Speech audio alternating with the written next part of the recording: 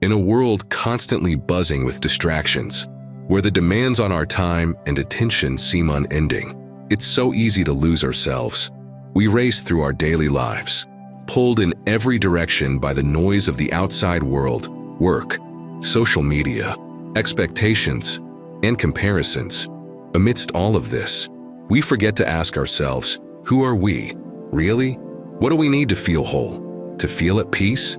But there's a timeless truth that has been passed down for centuries, one that we often overlook.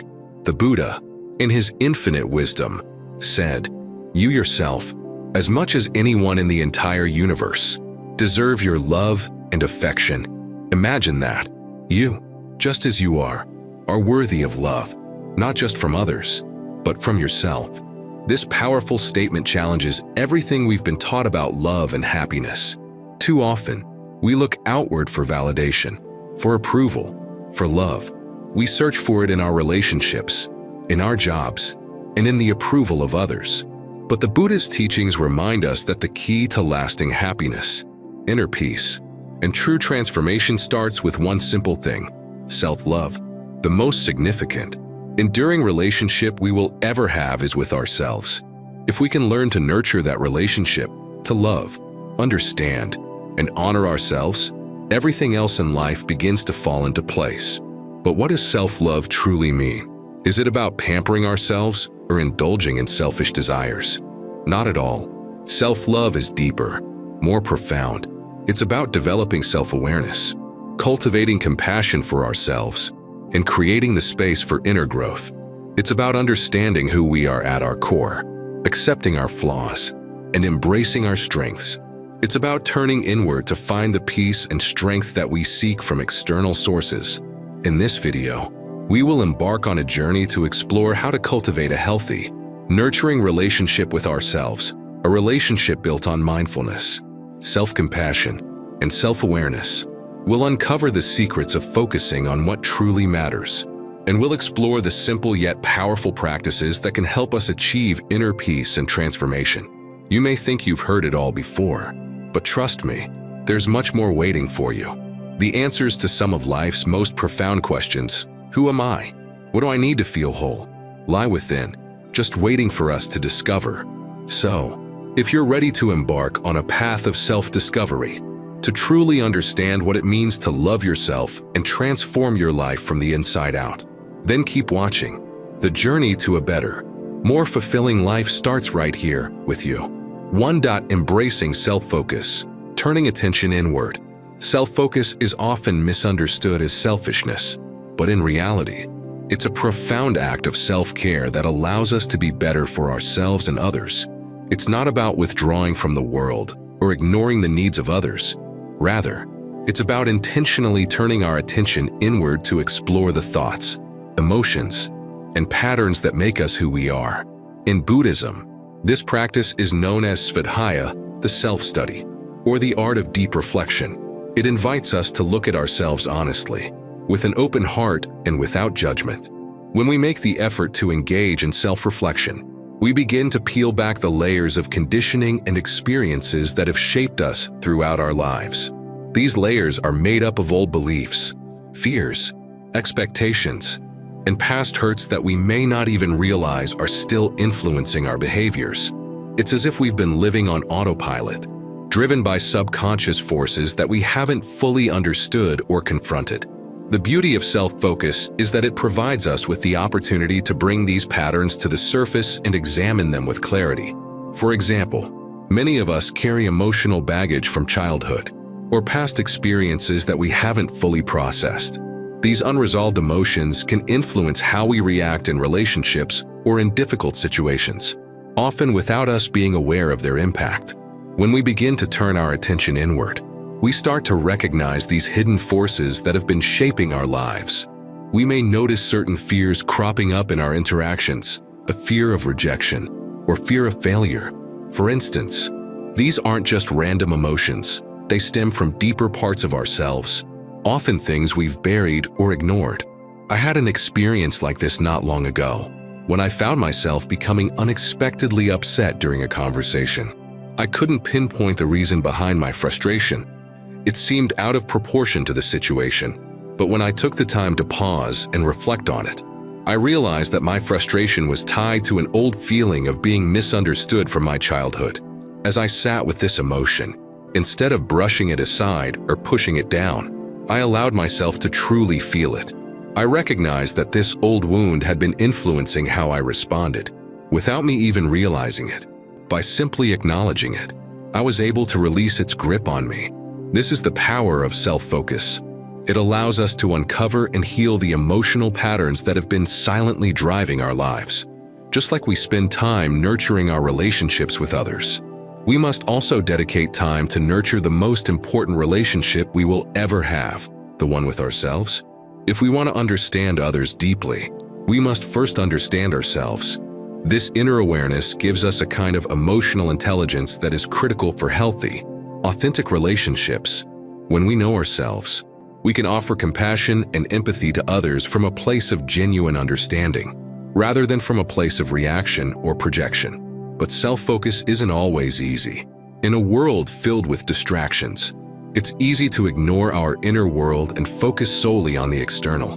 We might find ourselves endlessly scrolling through social media or running from task to task, all while avoiding the discomfort of self-reflection. The truth is, though, that these distractions are often ways we avoid facing ourselves. The busyness, the noise, they act as shields from the discomfort that might arise when we face our own thoughts and feelings. However, as the Buddha taught, peace and happiness begin from within. By learning to cultivate self-awareness, we stop running away from ourselves and begin to engage with the truth of who we are. It's through this self-engagement that we can begin to heal, grow, and evolve. The more we practice self-focus, the more we begin to understand the underlying patterns in our lives, the things we've carried from the past and the things we've been taught to believe about ourselves. The more we observe ourselves, the more we uncover the things that no longer serve us.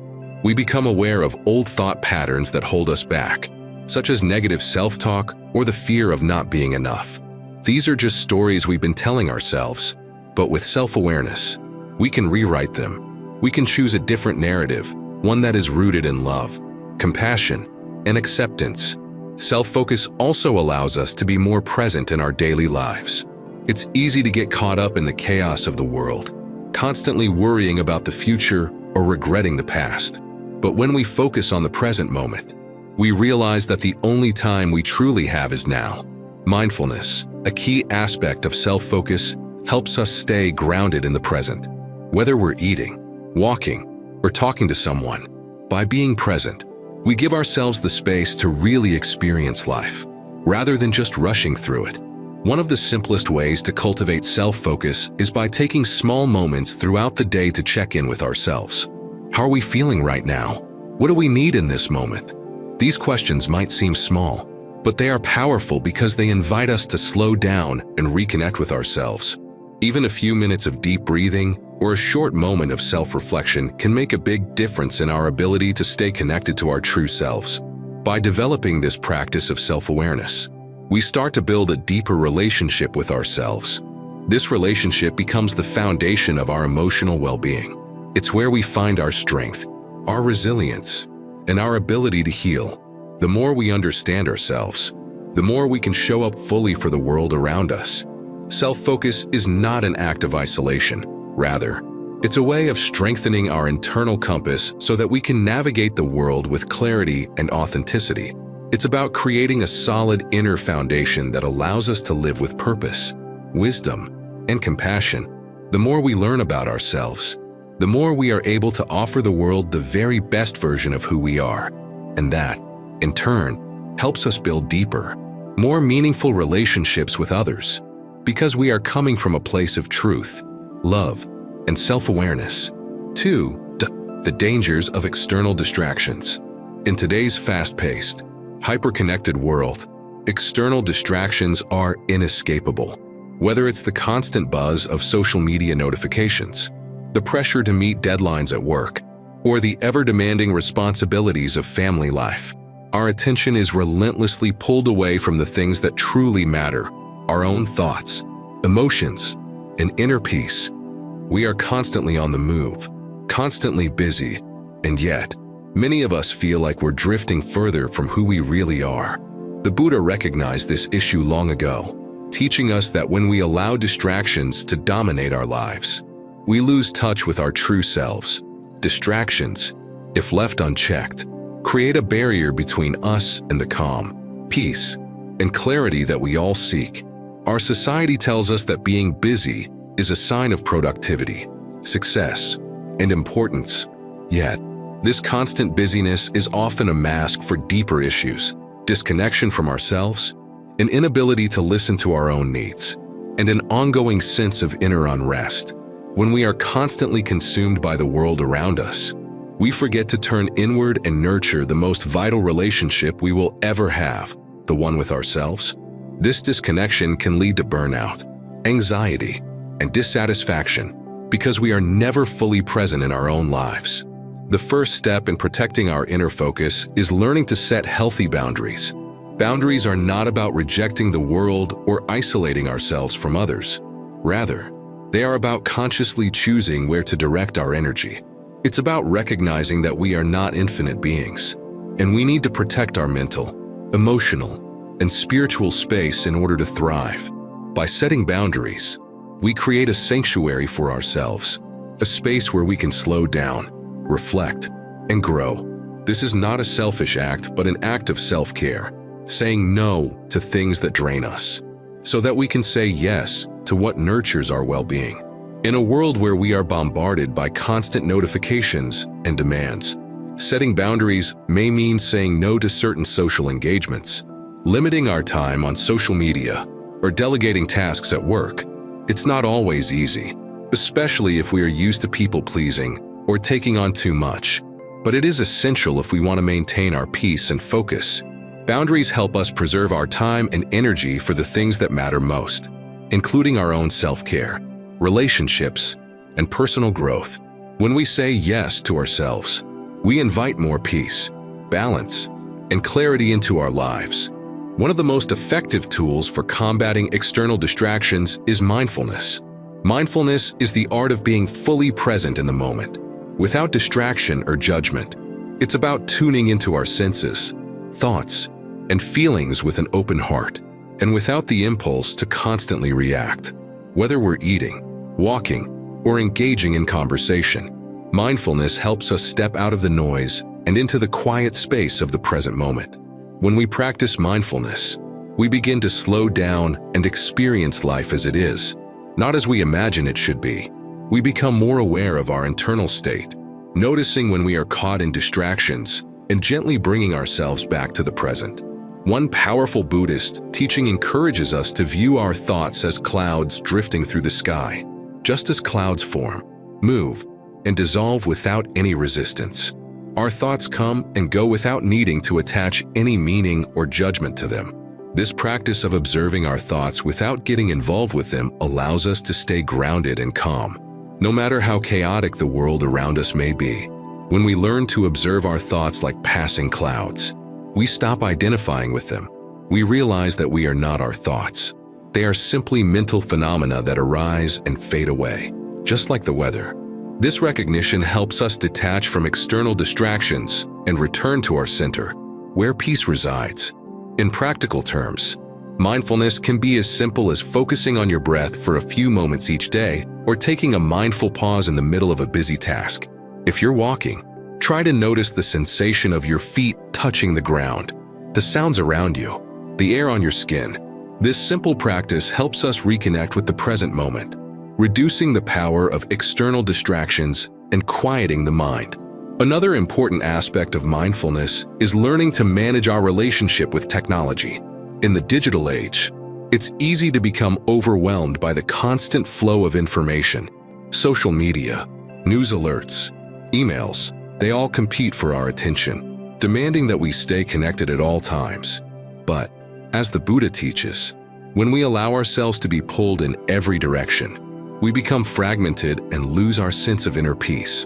One way to counter this is by intentionally limiting our screen time, setting times during the day when we check our emails or social media, and avoiding the constant temptation of checking our phones. By doing so, we can regain control over our attention and free ourselves from the constant pull of external stimuli. We must also remember that distractions come not only from technology, but from our own mind. Often, we are distracted by worries about the future, regrets about the past, or anxious thoughts about things we can't control. These mental distractions can be just as powerful as external ones, and it is in these moments that mindfulness becomes especially important. When we notice our mind wandering, we can gently guide it back to the present moment with compassion and patience. The Buddhist teachings remind us that our minds are like a garden. If we allow weeds, distractions, to grow unchecked, they will take over the space and choke the life out of the flowers, our inner peace and clarity. But with mindfulness and attention, we can cultivate a garden of calm and awareness, where our true nature can flourish. The more we practice mindfulness, the more we begin to experience the world as it truly is, rather than through the lens of distraction and confusion. In the end, the dangers of external distractions are not just about the noise we hear or the tasks that demand our attention. They represent the ways in which we disconnect from our own essence, from the quiet space of our inner world where peace, love, and wisdom reside. By learning to set boundaries, practicing mindfulness, and observing our thoughts without attachment, we can protect ourselves from these distractions and return to the calm, centered presence that is always available within us. This is the true freedom that comes from turning inward and reclaiming our focus. 3. Impermanence and non-attachment, embracing change. A central tenet of Buddhist philosophy is the teaching of anicca, which refers to the impermanent nature of all things. The Buddha encourages us to reflect on the fact that everything in life, our emotions, experiences, relationships, and even the world around us, is in a constant state of flux. Nothing remains fixed or permanent. When we embrace this truth, we begin to loosen our grip on the idea that things should stay the same. And in doing so, we begin to free ourselves from unnecessary suffering. We often attach ourselves to people, possessions, achievements, or certain outcomes, believing that they will provide us with stability and happiness. We grow fond of the idea that things should be predictable or under our control. But the reality is that life is always in motion, and no matter how hard we try to hold on to something, it will eventually change. Whether it's a relationship that drifts apart, a job that ends, or a moment of happiness that passes, the more we cling, the more we experience pain when those things inevitably slip away. Take, for example, the attachment to material possessions. In a consumer-driven society, many of us place value on owning things, believing that they will bring us lasting satisfaction. But as we know all too well, possessions lose their allure over time, or they break, become outdated, or simply fade into the background of our lives. When we become overly attached to these material things, we risk finding ourselves stuck in an endless cycle of desire, always wanting more, never fully content with what we have. This constant cycle of craving and loss breeds dissatisfaction, preventing us from experiencing the peace and joy that come from being at ease with what is. The Buddhist teachings on non-attachment don't mean that we shouldn't care about anything in life. Rather, they encourage us to hold things with open hands, appreciating them without the need to control or possess them. This practice is about releasing our tight grip on outcomes and accepting the natural ebb and flow of life, recognizing that nothing is meant to last forever.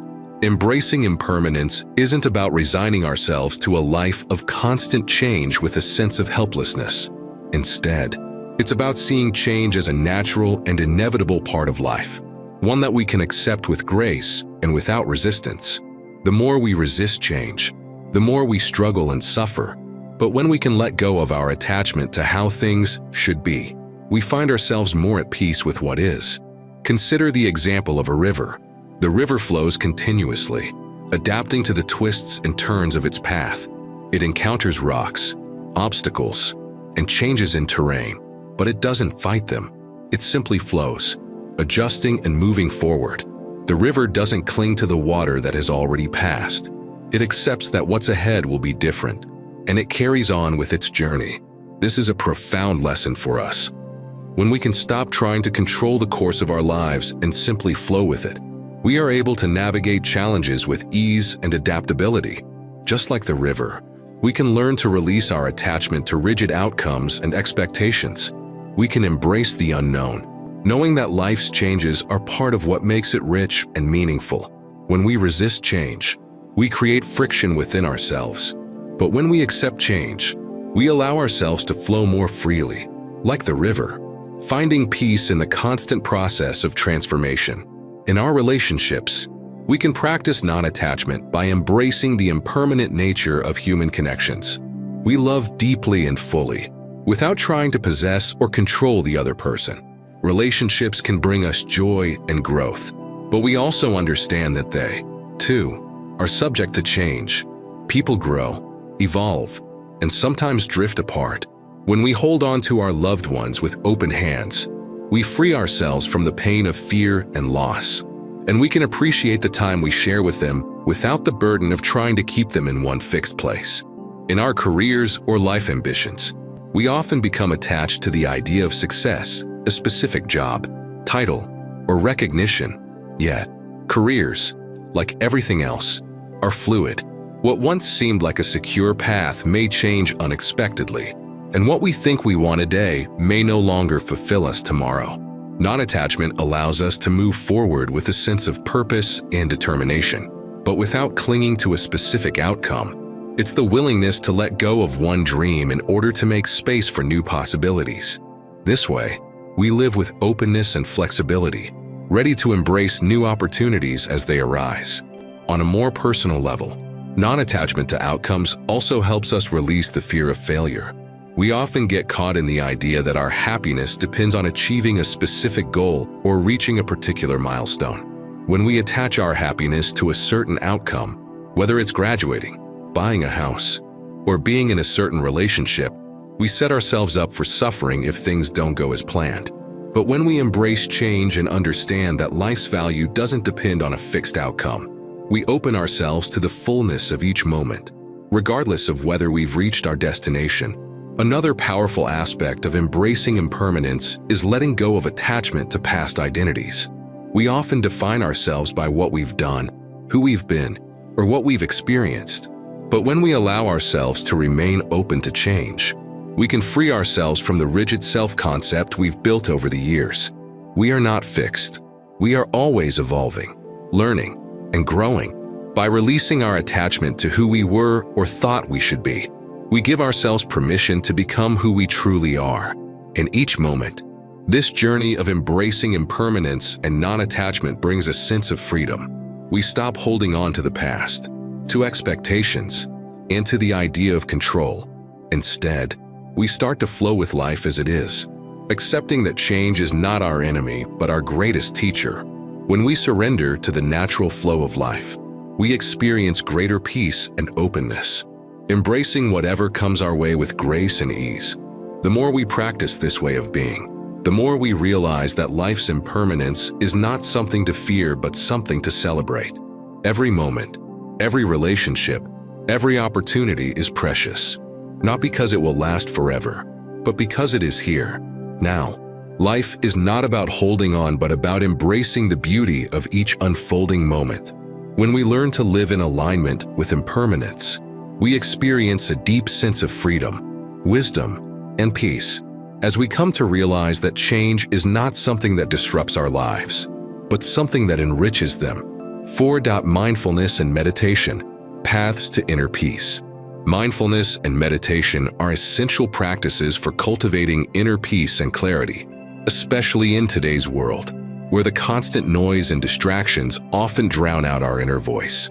Meditation provides us with the sacred space to step away from the hustle and bustle of everyday life and enter a realm of stillness where we can observe our thoughts, emotions, and reactions from a place of awareness rather than reactivity. In meditation, the primary focus is often on something simple and grounding: our breath.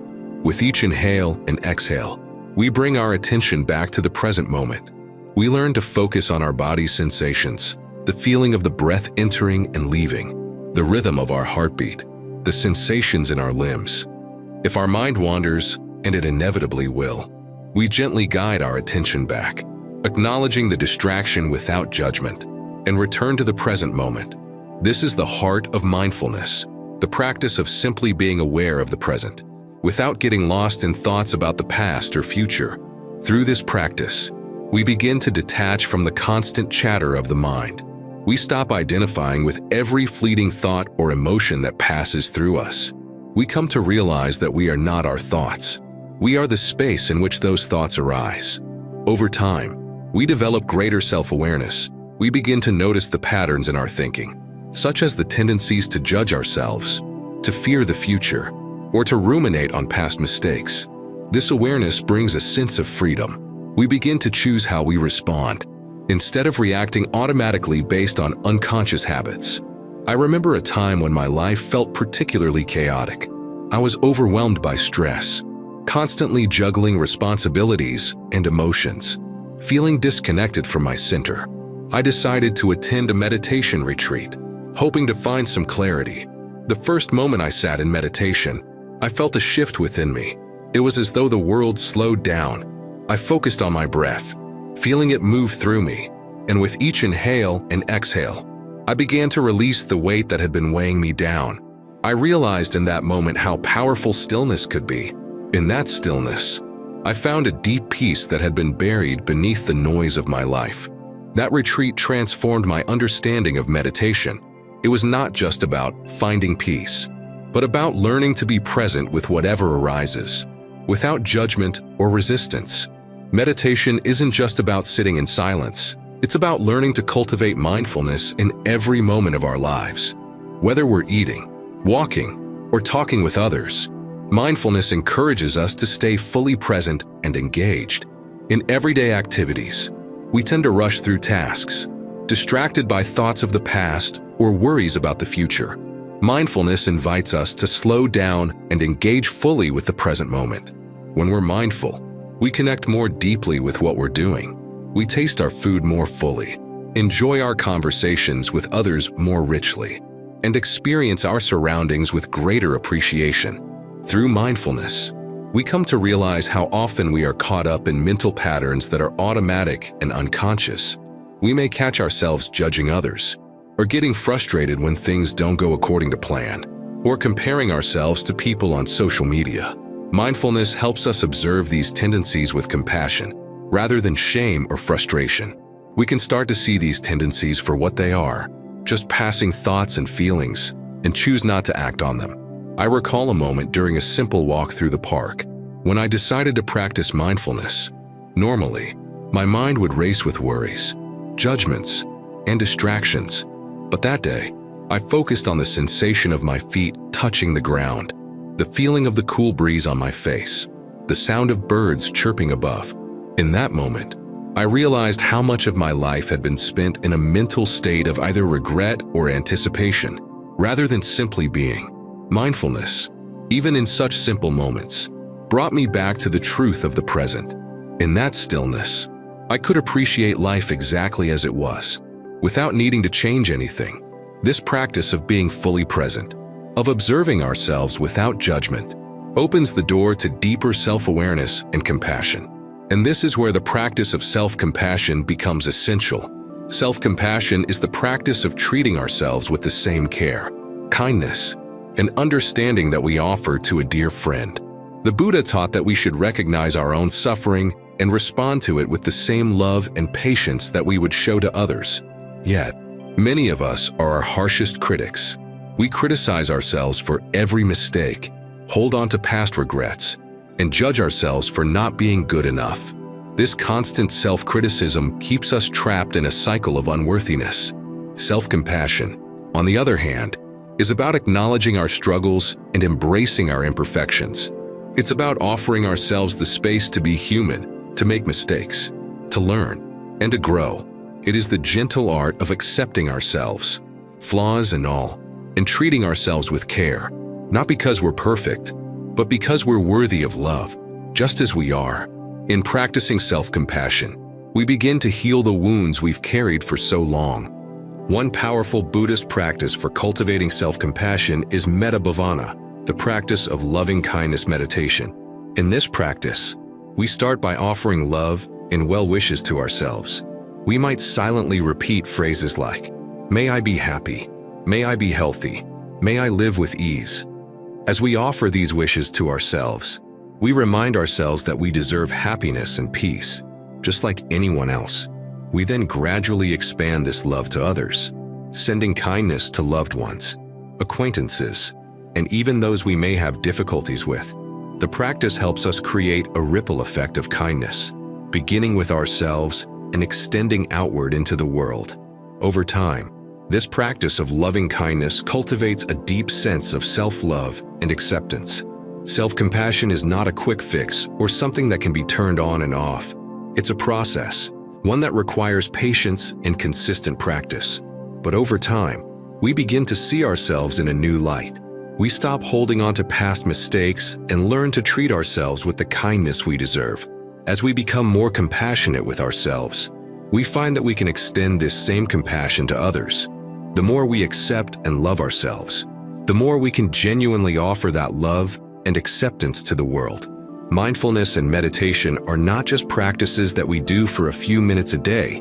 They are ways of being in the world. They invite us to slow down, to listen to our own hearts, and to recognize our own inherent worth. By cultivating mindfulness, we make space for peace and clarity in our lives. By embracing self-compassion, we open the door to healing and growth. Together, mindfulness and meditation create a powerful foundation for living a life of peace, love, and authenticity. 5. Cultivating self-compassion and self-love. To truly focus on ourselves, it is essential to first learn to treat ourselves with compassion and love. We often hear about offering kindness to others, but the question arises, do we extend that same compassion to ourselves? The Buddhist teachings remind us that we should show ourselves the same understanding, patience, and kindness that we would give to a dear friend in times of difficulty. Yet, so many of us are often our harshest critics. We hold ourselves to impossibly high standards, berating ourselves for every perceived flaw, mistake, or shortcoming. We replay old mistakes in our minds, feel guilty for things we cannot change, and forget the essential truth that we are human, imperfect, and always growing. Self-compassion begins with the act of acknowledging our struggles, not with judgment, but with an open heart. It is about recognizing that it is okay to not have everything figured out, to not be perfect, and to experience challenges without condemning ourselves. So often, we are quick to judge ourselves, but self-compassion is about giving ourselves permission to be vulnerable, to feel pain, and to make mistakes without carrying the weight of shame or guilt. It's a practice of treating ourselves with the same kindness we would extend to someone we love, someone who is struggling, learning, and trying their best. I remember a time in my life when I made a significant mistake that I felt would define me forever. I felt like a failure, and the inner critic within me was relentless. I couldn't understand why I had made such a mistake, and I kept replaying it in my mind. But over time, I realized that, by not allowing myself to forgive and show compassion to myself, I was only prolonging my suffering. The more I judged myself, the deeper the wound became. It wasn't until I allowed myself to be vulnerable, to acknowledge that I was human, and to release the burden of self-blame, that healing began. Self-compassion opened the door to my emotional growth, teaching me that my mistakes didn't define me. They were simply opportunities to learn and evolve. When we embrace imperfection, we open the door to growth. We stop seeing our flaws as permanent, irredeemable parts of ourselves, but as part of the ongoing process of becoming. When we stop expecting perfection and allow ourselves to grow from our mistakes, we free ourselves from the weight of fear and shame. We allow space for healing to unfold, and in doing so, we begin to connect with a deep sense of worthiness, the understanding that we are enough, just as we are, in all our imperfections. A powerful Buddhist practice for cultivating self-compassion is metta-bhavana, loving-kindness meditation. This practice begins with the simple yet profound act of sending love and well wishes to ourselves. It may feel awkward at first, especially for those of us who are not accustomed to offering kindness to ourselves. But, as with any practice, the more we do it, the more natural it becomes.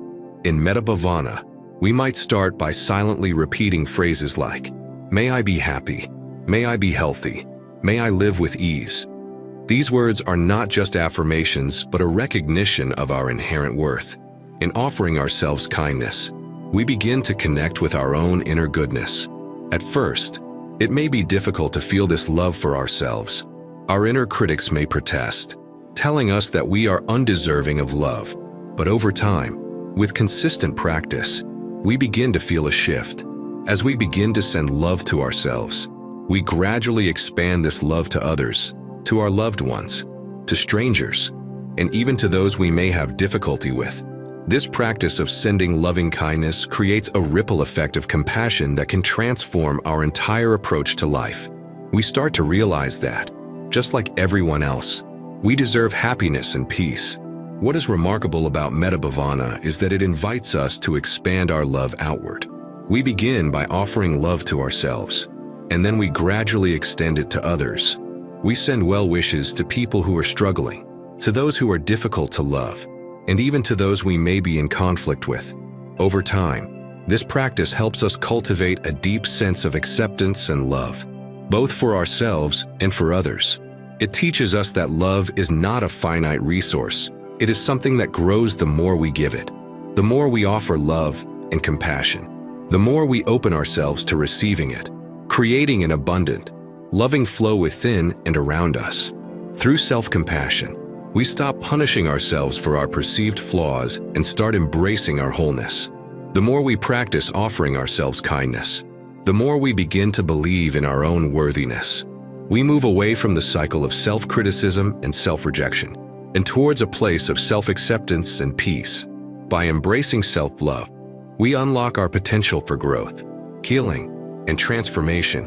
When we love ourselves unconditionally, we open up to the possibility of joy and freedom, and we can focus on our well-being with far greater ease. This practice of self-compassion is not just a one-time act. It is an ongoing process, a lifetime journey.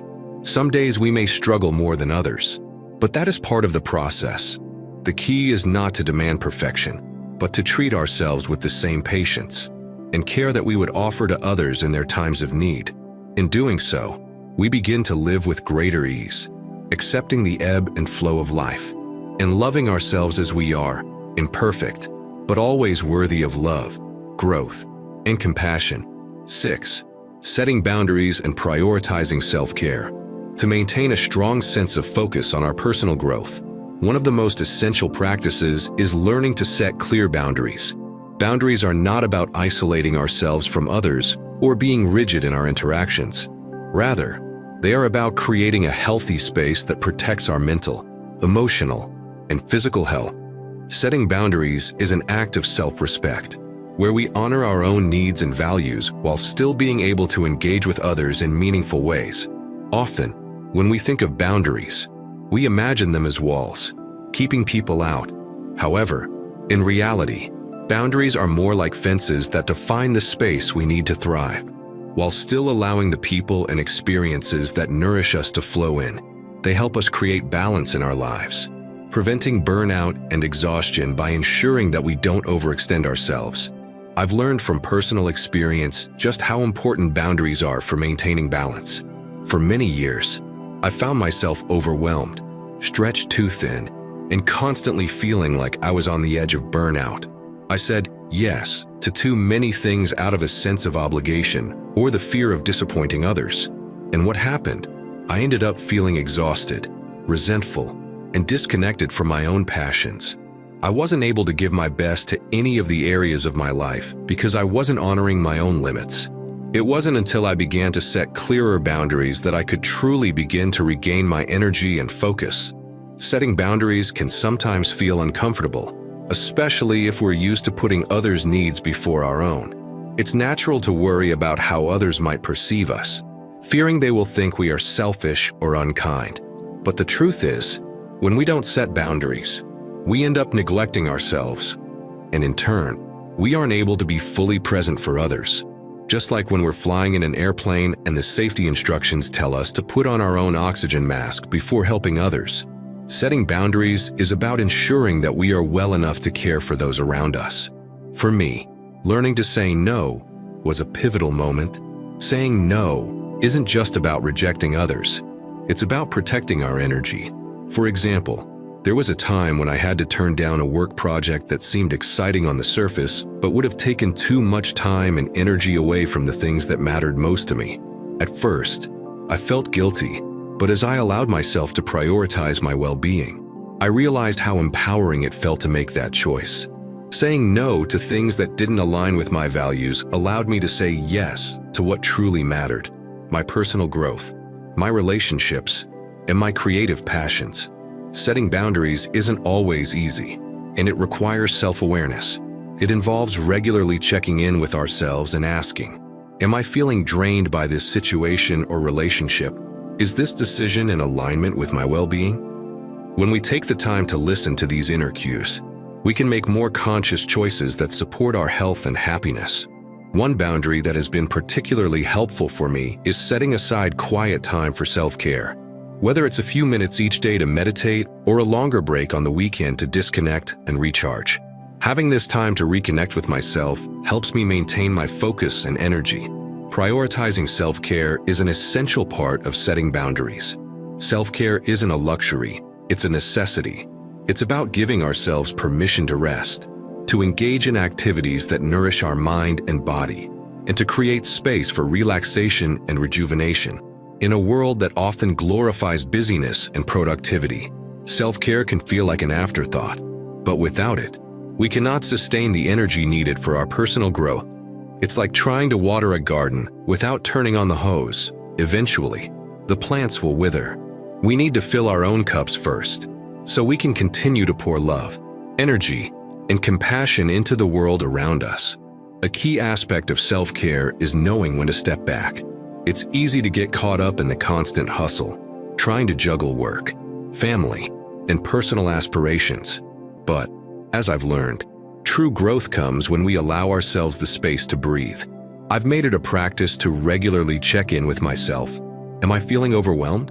Do I need a break? Am I getting enough rest? By setting aside time for these moments of reflection, I've been able to make better decisions about how to allocate my time and energy. It's not about doing everything, it's about doing what matters most, and giving ourselves permission to let go of the rest. One important thing I've discovered about setting boundaries is that they are not static, they evolve with us. As we grow and change, so too will our boundaries. Sometimes, we may need to tighten them to protect our peace, and at other times, we might feel comfortable relaxing them to allow for more openness and connection. The key is to remain attuned to our needs and to honor those needs as they arise, without guilt or shame. It's an ongoing process of listening, adjusting, and caring for ourselves in ways that align with our values and goals. Setting boundaries and prioritizing self-care is not just a practice, it's a way of life. It's about reclaiming our energy and our time, recognizing that we are worthy of both. By creating these clear distinctions between where our energy goes and where it should stay, we give ourselves the gift of inner peace and strength. In doing so, we create the space to focus on what truly matters: our personal growth, our well-being, and our deeper connection to ourselves and others. And as we honor our own needs, we find that we can show up in the world more fully, more authentically, and with a heart that is open and ready to give. 7. Reflecting on personal values and goals. Reflecting on our personal values and goals is a deeply transformative practice. It's not just about checking things off a list or pursuing what's expected of us. It's about understanding what truly matters to us at the core of our being. Too often, we go through life reacting to external pressures from society, family, or even our own conditioned thoughts, without pausing to ask ourselves, what do I really want from life? What do I stand for? The Buddha taught that a fulfilling life is one that is aligned with our deepest values and aspirations, not one shaped by fleeting desires or the approval of others. This alignment doesn't happen by chance. It requires conscious reflection, intentional action, and the courage to step away from societal expectations in order to live authentically. In the quiet moments of introspection, we begin to uncover the truth of who we are, beyond the roles we play or the masks we wear. Living with purpose means living in alignment with these core values. For example, if we deeply value compassion, we might ask ourselves how our actions reflect that value. Do we show kindness to ourselves and others? Do we actively choose to help those in need? If we value growth, we might reflect on whether we're engaging in practices or relationships that nurture our development. When we make choices that reflect our values, we create a sense of inner harmony, where our actions feel genuine and our life feels like it's truly ours. I remember a period in my life when I was focused solely on achieving success in my career. On the outside, everything seemed fine. I had a good job, financial security, and respect from others. But deep down, I felt empty. I began to realize that the pursuit of success was based on a value of external validation rather than on what was most important to me. When I reflected on my values, I found that connection, authenticity, and personal growth were far more meaningful to me than accolades or titles. This realization changed everything. I made shifts in my career and relationships to align more with these values. And over time, I found that I was much more at peace with myself. Reflecting on personal goals is just as crucial. Goals are often driven by external influences, the idea of what we should accomplish or what society expects from us. But to be truly fulfilled, our goals need to come from a place of deep self-awareness and alignment with our values. Without this reflection, we may chase after goals that don't truly bring us joy, and the sense of achievement feels hollow. Setting goals that resonate with our inner purpose requires us to ask questions like, what do I hope to contribute to the world? What kind of person do I want to be? How do I want to feel when I look back on my life? For instance, if one of your core values is family, your goals might revolve around creating strong relationships or spending quality time with loved ones. If your value is creativity, your goals might be to express yourself through art, writing, or innovation. The practice of regularly reflecting on values and goals also helps us navigate life's uncertainties. Change is inevitable, and at times, we may feel lost or unsure of which direction to take. When we're grounded in our values, we have a compass that guides us. For example, if a job opportunity comes up that requires us to move to a new city, the decision can be overwhelming. But if we are clear about our values, like community or personal freedom, we can assess whether this opportunity will help us move closer to a life aligned with those values. It's important to remember that values evolve over time. As we grow and change, so do our priorities. What mattered to us 10 years ago may no longer hold the same weight. That's okay. Reflection is not a one-time exercise, but an ongoing process. Regularly revisiting our values and goals allows us to recalibrate, ensuring that we're always moving toward a life that feels authentic and fulfilling. An example of this evolution came when I decided to spend more time giving back to the community. Years ago, I had been very focused on personal success, career, status, and accomplishments. But over time, I began to realize that what truly nourished my soul was helping others, contributing to causes that mattered, and being a part of something larger than myself. So, I made a conscious decision to adjust my goals, to create space in my life for volunteer work and social impact. This shift gave my life a new depth and purpose that I hadn't anticipated. By reflecting on our values and goals, we can create a life that is more than just a series of events or milestones. It becomes a journey of meaning, where each decision feels aligned with who we are and who we wish to become. This practice of introspection leads us toward greater peace, clarity, and fulfillment because we no longer feel as though we're being pulled in 1,000 directions. Instead, we move forward with confidence, knowing that we are following our true path, one step at a time. This process is not always easy. It requires courage to face the parts of ourselves that may feel uncomfortable, and it asks us to let go of what no longer serves us. But the rewards are profound. A life that feels true to who we are, a sense of inner peace, and the joy that comes from knowing we are living with purpose. 8. Embracing vulnerability and authenticity. Vulnerability is a concept that many of us tend to avoid, often associating it with weakness or fear. Society tells us that to be strong, we must remain guarded, show only our best selves, and never let anyone see our flaws. However, In Buddhist philosophy, vulnerability is seen not as something to fear, but as a source of strength. It is through embracing vulnerability that we truly connect with ourselves and others, living a life of deeper authenticity and freedom. When we allow ourselves to be vulnerable, we stop pretending to be something we're not. We let go of the masks we wear, the roles we play to fit in or gain approval. We shed the armor that we've built over the years to protect ourselves from the world, and in doing so, we allow others to see us for who we truly are. This act of shedding pretense is incredibly freeing.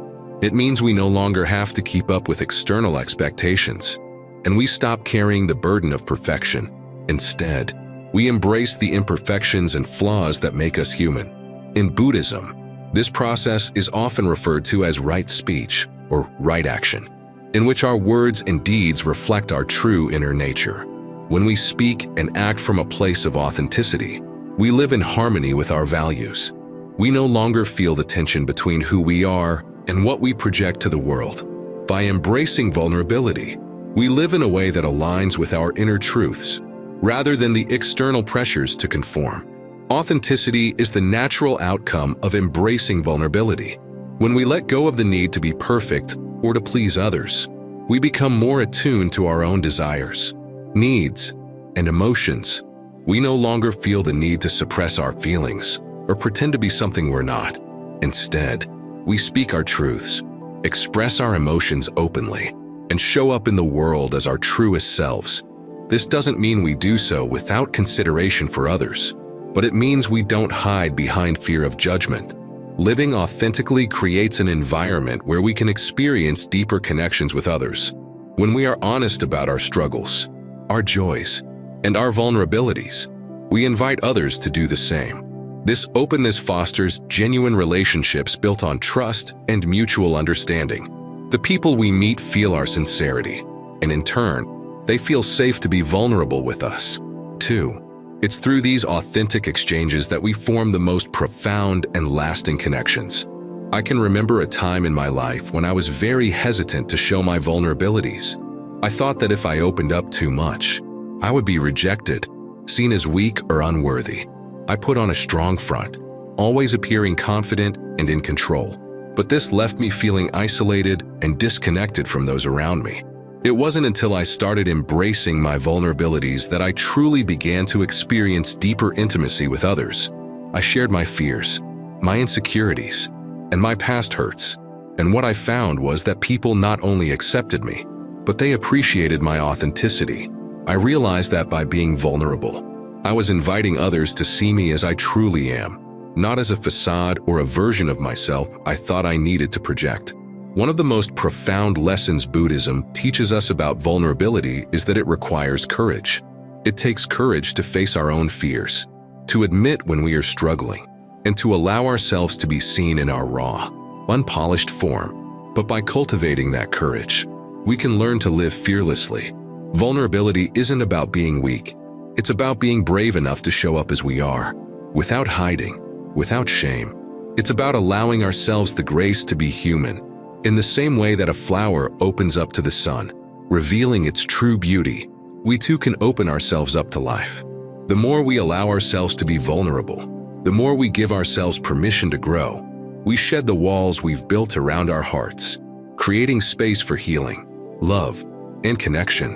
And in doing so, we find peace in simply being ourselves, in accepting our imperfections, and in living authentically. Another powerful way vulnerability is embraced in Buddhism is through compassion. When we open ourselves up to the truth of our vulnerabilities, we also open ourselves up to the suffering of others. We see that we are not alone in our struggles, that all human beings share in this experience of pain and joy. By embracing vulnerability, we develop a deep sense of empathy and a genuine desire to help others on their own journeys. Being vulnerable isn't a one-time event. It's a lifelong practice of constantly choosing authenticity over pretense. It's choosing courage over comfort, truth over appearances. Each time we choose to show up fully as ourselves, we move one step closer to the peace that comes from self-acceptance and connection. As we grow in our vulnerability, we begin to realize that the things we once feared most, rejection, judgment, failure, are simply part of the human experience. They are impermanent, just as all things are. And by embracing them with openness and compassion, we learn to face them with grace. Through vulnerability, we discover a strength that lies not in resistance, but in acceptance of ourselves, of others, and of the world as it is. In the end, vulnerability becomes a gateway to living a life filled with meaning, purpose, and authentic connection. The more we allow ourselves to be seen, the more we give others permission to do the same. And in that shared vulnerability, we find the true beauty of human existence, not in our perfection, but in our imperfect, authentic selves. 9. Finding balance in life. Finding balance in life is not a one-time achievement, but an ongoing practice. In a world that constantly demands more from us, more time, more attention, more energy, it's easy to feel pulled in multiple directions. The pressure to excel in our careers, maintain relationships, stay fit, and manage countless other responsibilities can leave us feeling overwhelmed. In these moments, balance can seem like an unattainable goal. However, the Buddhist teachings on the middle way provide a profound guide to navigating life with harmony and peace. The middle way teaches us to avoid the extremes of self-indulgence and self-mortification. It's about finding a path that is neither too lax nor too rigid, but one that reflects moderation and mindfulness in every aspect of our lives. When we strive for balance, we are not seeking perfection, but rather a way of being that aligns with our deepest values and supports our well-being. To begin finding balance, we must first acknowledge that life's demands will never perfectly align. There will always be moments when work demands more of our time, or when personal issues require our emotional energy. The key is to recognize when things are out of sync and take conscious steps to restore equilibrium. This is where mindfulness plays a critical role.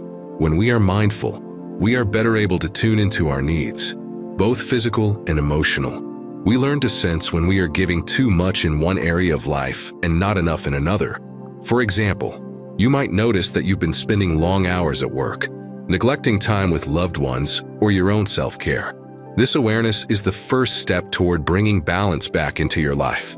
A practical way to cultivate balance is to intentionally carve out time for each area of your life that is important to you. This means setting boundaries that honor your need for rest, recreation, and reflection.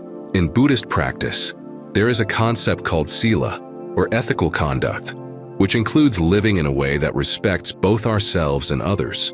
Setting boundaries is a form of sila.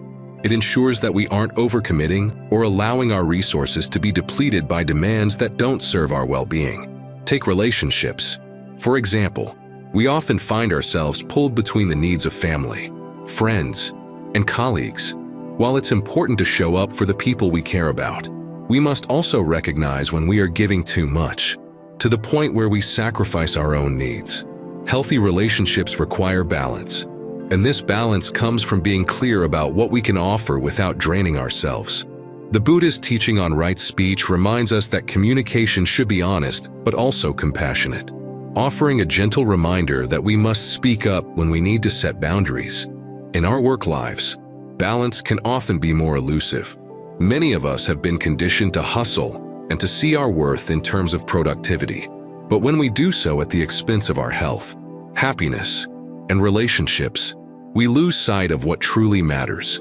Finding balance at work means knowing when to push forward and when to step back. It means recognizing that work is important, but so is taking time to rest, recharge, and nurture our personal lives.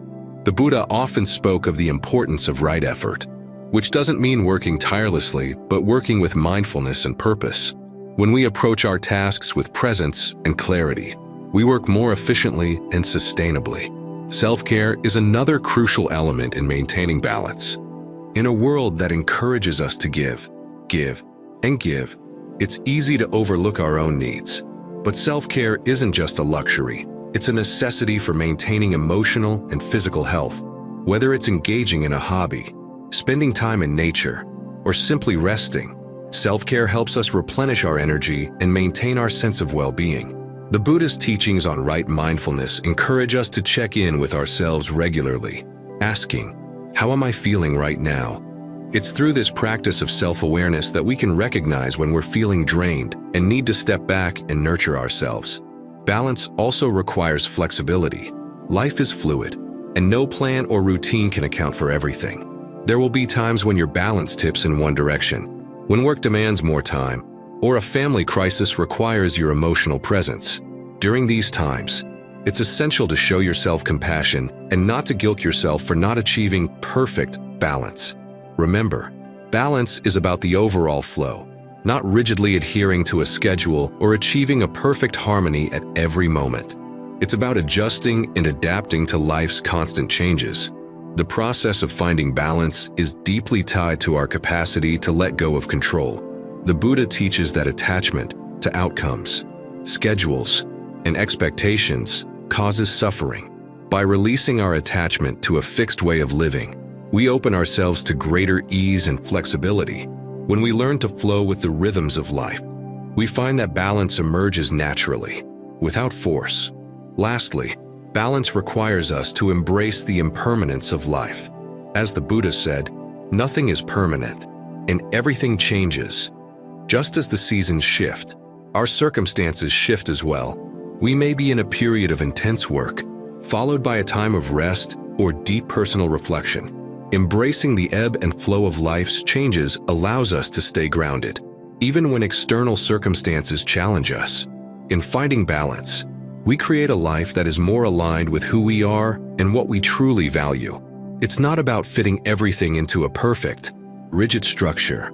Instead, it's about creating harmony between our work, our relationships, and our self-care in a way that nurtures our soul. By embracing balance, we cultivate a life that feels more peaceful, intentional, and full of purpose. 10. Letting go of comparison and judgment. In today's world, where social media constantly highlights the lives, achievements, and successes of others, comparison has become an almost unavoidable habit.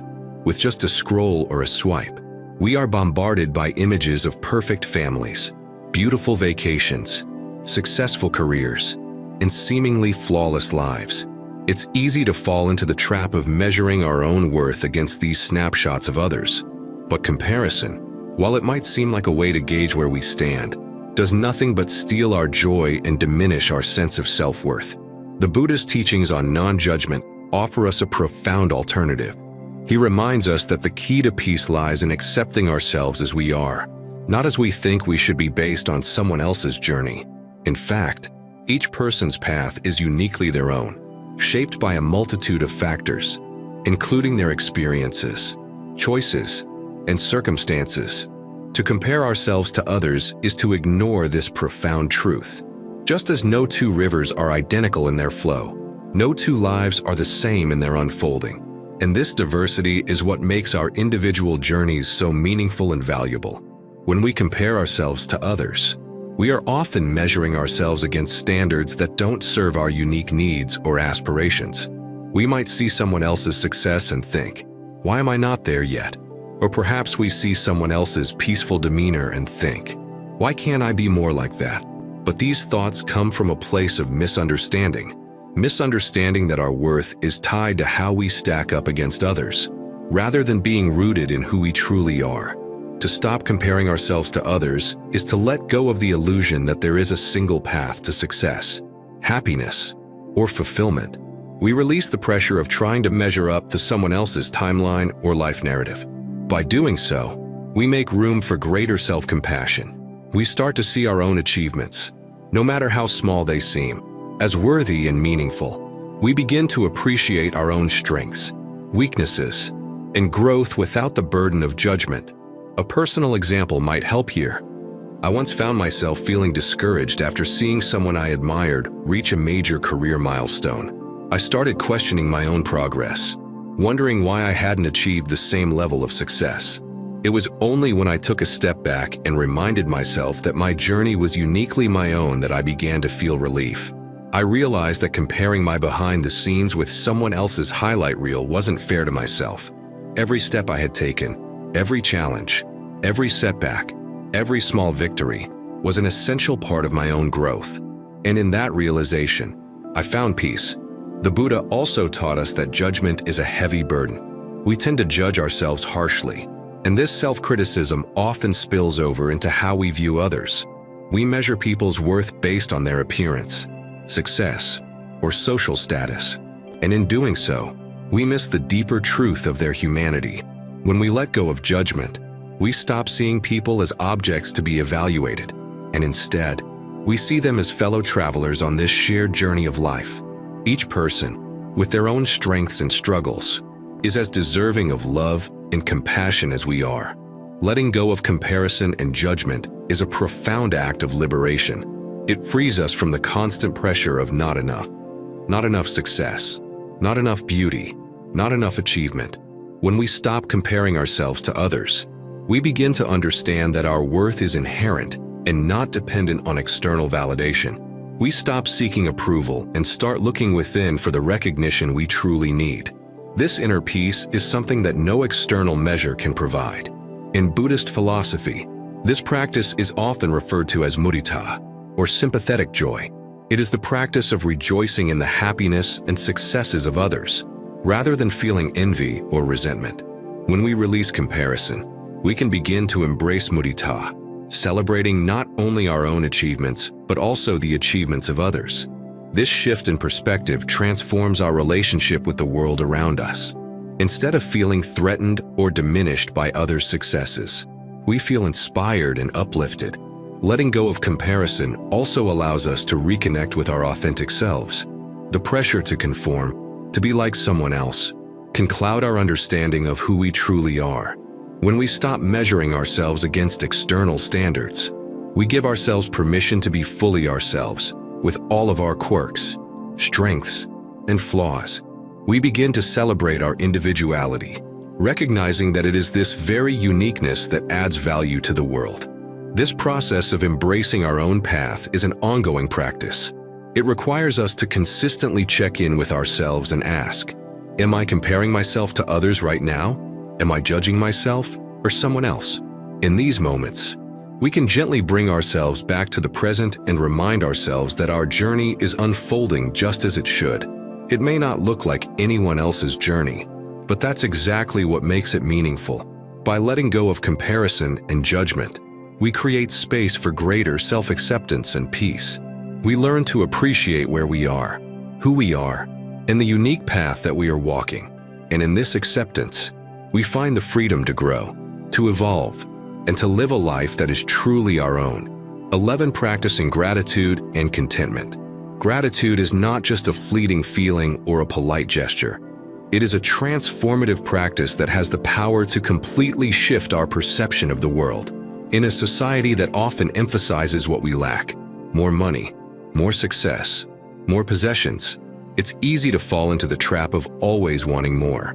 But when we consciously choose to focus on what we already have, we begin to experience life from a place of abundance rather than scarcity. The Buddhist teachings on contentment invite us to appreciate the present moment, exactly as it is. He reminds us that true happiness doesn't come from accumulating more or chasing external achievements.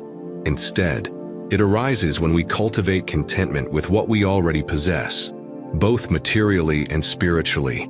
Contentment is not about settling for less or resigning ourselves to mediocrity. Rather, it is about fully embracing the present, acknowledging the richness in our lives, and finding peace in the here and now. When we practice gratitude, we begin to rewire our minds to notice the good in our lives. Instead of being overwhelmed by what is missing or what we think we need, we start to see all the blessings that are already present, however small or seemingly insignificant they may appear. Gratitude invites us to pause and reflect on the moments of joy, beauty, and kindness that we often overlook in the rush of daily life. For instance, the simple act of waking up in the morning, breathing in the fresh air, or sharing a warm meal with a loved one can bring us a profound sense of gratitude. These everyday experiences, often taken for granted, are, in fact, the foundation of our happiness. When we practice gratitude, we are acknowledging the beauty and abundance of these simple moments, which often go unnoticed when our minds are preoccupied with what we don't have or what we wish was different. I remember a time when I was feeling overwhelmed with the demands of work and life. I was caught up in the pressure to achieve more, to be more, and to constantly strive for the next milestone. It was during this time that I started a gratitude journal, writing down 3 things I was grateful for every day. At first, it felt like a small, insignificant practice, but over time, it transformed my outlook on life. I began to notice the little things, like the laughter of a friend, the kindness of a stranger, the warmth of the sun on my skin. These moments, which I had previously overlooked, became sources of deep contentment and joy. Contentment, as taught by the Buddha, is not passive resignation but an active practice of appreciating the present moment. It means being at peace with what we have right now, without constantly striving for more. This doesn't mean we stop working towards our goals or dreams, but rather that we cultivate a sense of inner peace, knowing that we are already enough. It is the recognition that we don't need to chase after the next big thing in order to feel complete. We are already complete. In Buddhist philosophy, the practice of sampajana, clear comprehension, encourages us to be fully aware and present in whatever we are doing. This mindfulness can be applied to the practice of gratitude, helping us savor each moment and appreciate it for what it is. When we engage fully in the present moment, free from distractions or the desire for more, we naturally cultivate contentment. One powerful way to practice gratitude is through mindful reflection at the end of each day. Instead of focusing on what went wrong or what we didn't accomplish, we can reflect on the positive moments, the small wins, the things that brought us joy. This practice doesn't require grand gestures. Even the smallest acts of kindness or moments of peace can be sources of deep gratitude. Gratitude also helps us cultivate a more positive mindset. When we focus on the things we are thankful for, we train our minds to see the good rather than the bad. Over time, this shift in focus can have a profound impact on our overall mental and emotional well-being. We begin to feel lighter, more at ease, and more connected to the world around us. In our material-driven world, it's easy to think that happiness is something that can be bought or achieved through external means. But the Buddhist teachings remind us that happiness is not something we can chase. It is something that arises naturally when we let go of our constant craving and appreciate what we already have. True happiness comes from within, and gratitude is one of the most powerful tools we have to access it. Contentment, too, is a practice of non-attachment. It's about letting go of the desire for more and accepting that what we have right now is enough. This doesn't mean we stop striving for personal growth or improvement, but it does mean that we are not tied to the idea that we will only be happy once we've reached a certain goal or acquired certain possessions. When we embrace contentment, we free ourselves from the endless cycle of wanting and striving, allowing us to enjoy the present moment. As we continue to practice gratitude and contentment, we start to notice a shift in our overall sense of well-being. We become less fixated on what is missing and more attuned to the richness that already exists in our lives. We learn to appreciate the beauty of ordinary moments, and in doing so, we unlock a deeper sense of peace and fulfillment. Ultimately, practicing gratitude and contentment is about coming to terms with the fact that we are already enough. We don't need to be anyone else or have anything more to experience happiness. The abundance and joy we seek are already within us, waiting to be noticed and embraced. When we cultivate a heart of gratitude and a spirit of contentment, we find that the simple, everyday moments of life become the very source of our deepest peace and fulfillment. 12. Embracing the journey of self-discovery. Self-discovery is not a destination. It is a lifelong journey of exploration, growth, and awakening. In a world that often urges us to conform to external expectations or measure our worth by external achievements, the path of self-discovery invites us to turn inward. The Buddha, in his teachings, reminds us that true wisdom arises when we question, reflect, and explore our inner world. This is a deeply personal journey, unique to each individual, and it requires both patience and courage. The process of self-discovery often begins with a simple question: who am I? Really, on the surface, we may identify ourselves with roles, labels, and the stories we've been told about who we should be. But when we peel back these layers, we begin to encounter our truest self, a self that is beyond societal expectations, beyond the labels we carry, and beyond the transient desires that often dominate our lives. This journey is not always comfortable. It may bring us face to face with parts of ourselves that we have avoided or denied, our fears, our insecurities, and the aspects of our personality we may not fully understand. But these discoveries are not to be feared. In Buddhism, there is a term called vipassana, which means clear seeing or insight. Vipassana practice teaches us to observe our thoughts, feelings, and experiences without judgment, simply allowing them to be as they are. This is a crucial part of the self-discovery process, learning to see ourselves clearly, with compassion, and without the need to label or judge. As we begin to peel back the layers of our ego, we uncover deeper layers of wisdom that have always been within us. We start to see patterns in our behavior, understand the roots of our emotional responses, and recognize the ways we've been conditioned by our upbringing, culture, or past experiences. This understanding does not happen overnight, nor is it linear. It unfolds gradually, often in moments of stillness and reflection, where we allow ourselves to simply be present with whatever arises within us. Self-discovery is a dynamic process. Just as the Buddha encouraged his followers to question everything, we must question the stories we've been telling ourselves. Who are we when we strip away the labels, the expectations, and the judgments? Who are we when we stop chasing external validation and start embracing our own inherent worth? The answers may surprise us, but they lead us to greater authenticity and peace.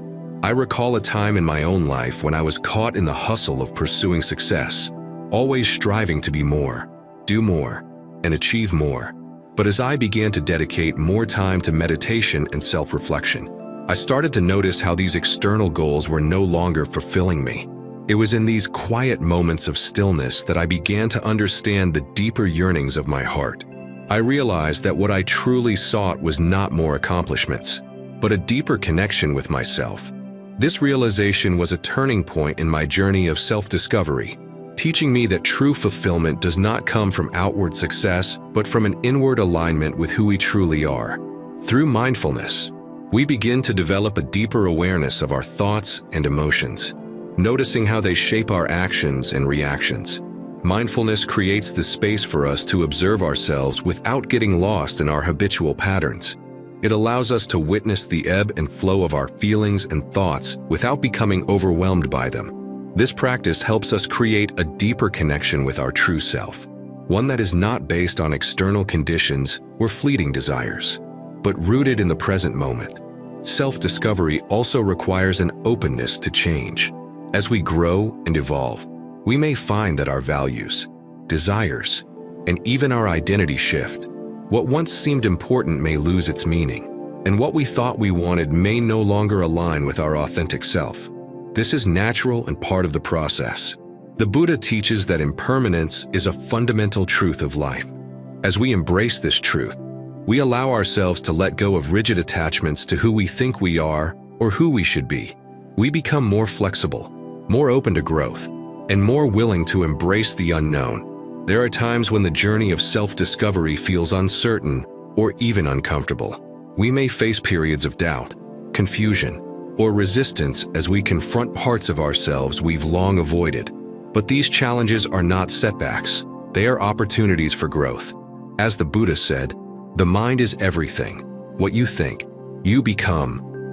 When we embrace uncertainty with a curious and open mind, we create the conditions for profound insight and transformation. A key aspect of self-discovery is embracing vulnerability. It takes courage to face our flaws and imperfections, but it is in these moments of vulnerability that we often find the greatest growth. The act of being vulnerable, of showing up authentically, with all of our imperfections, is not a weakness, but a strength. It is through vulnerability that we connect with others on a deeper level. And it is through embracing our own vulnerability that we cultivate compassion and understanding for ourselves. One powerful way to deepen our self-discovery is by cultivating a regular meditation practice. Meditation helps us slow down, tune in, and observe the workings of our mind. It teaches us to sit with whatever arises, whether pleasant or unpleasant, and to simply be present with it.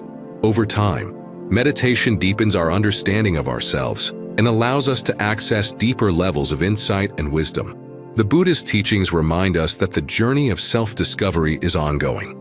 It is not a destination, but a continuous unfolding of our true nature.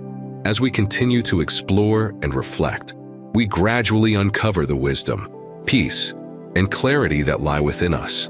Each moment becomes an opportunity to learn, to grow, and to become more fully ourselves. Self-discovery is not about becoming someone we are not, but about uncovering the person we have always been beneath the surface. It is a journey of self-acceptance, self-love, and inner peace. Through mindfulness, reflection, and compassion, we come to understand our true nature, and in doing so, we uncover the wisdom and clarity needed to live a more meaningful and fulfilled life. As we embrace this journey, we are reminded that there is no right or wrong way to walk this path. Every step, every experience, every challenge is an integral part of our growth. We learn not to judge ourselves for where we are, but to embrace where we are as part of our own unfolding process. In the end, self-discovery is about returning home to ourselves and recognizing that the wisdom and peace we seek have always been there, waiting to be uncovered. Focusing on ourselves is often misunderstood in a world that values external achievements and constant striving. In truth, this inward journey is not an act of selfishness, but one of profound courage and necessity. It is an invitation to explore the depths of who we truly are, free from the distractions, judgments, and pressures of the outside world. By turning our attention inward, we are not abandoning others or neglecting our responsibilities. Instead, we are cultivating the strength and clarity needed to show up fully in the world and in our relationships. Self-love, mindfulness, and self-care are the pillars that support this journey. These practices are not mere rituals, but essential tools that allow us to reconnect with our authentic selves. Self-love is the gentle foundation that nurtures our growth, giving us the permission to honor and care for ourselves. Mindfulness helps us stay present, enabling us to become more aware of our thoughts, emotions, and actions, so we can respond with wisdom and compassion. And self-care ensures that we remain balanced and energized, giving us the capacity to handle life's challenges with resilience and grace. When we prioritize these practices, we lay a strong foundation for personal growth and inner peace. Instead of searching for validation from external sources or constantly chasing after fleeting desires, we begin to realize that true fulfillment comes from within. It is a deep, quiet knowing that we are enough as we are. As we embark on this journey inward, let us approach it with open hearts and minds. It is an adventure, sometimes joyful, sometimes challenging, but always worthwhile. Every step we take on this path of self-discovery leads us closer to our truest self, helping us to live with greater clarity, authenticity, and peace. The most significant journey we can undertake is not a physical one, but a journey into our own hearts and minds. In doing so, we come to understand that the answers we seek, the wisdom we long for, and the peace we desire have always been within us. So, let us move forward, embracing this extraordinary path with patience and grace, knowing that the most transformative and meaningful adventure lies not out there, but right here, within ourselves. Every moment is an opportunity to grow, to reflect, and to deepen our connection with who we truly are. The path ahead is one of profound self-discovery, and it begins with the simple yet powerful act of turning inward. As we continue on this journey of self-discovery, remember that each step you take brings you closer to the peace, clarity, and purpose you seek. If you feel inspired to explore more about mindfulness, self-love, and personal growth, I invite you to join me on this path. Together, we can create a supportive community where we share insights, reflect on our experiences, and encourage each other toward greater peace and fulfillment. If you enjoyed this video, don't forget to like, share, and subscribe to our channel. Hit the notification bell so you never miss an opportunity to continue growing with us. Let's embrace this extraordinary journey together, I'd love to hear your thoughts and experiences in the comments below. What part of this journey resonates with you most? Let's support each other in this incredible adventure of self-discovery. Thank you for being part of this community. Let's continue walking this path of growth, love, and mindfulness, one step at a time.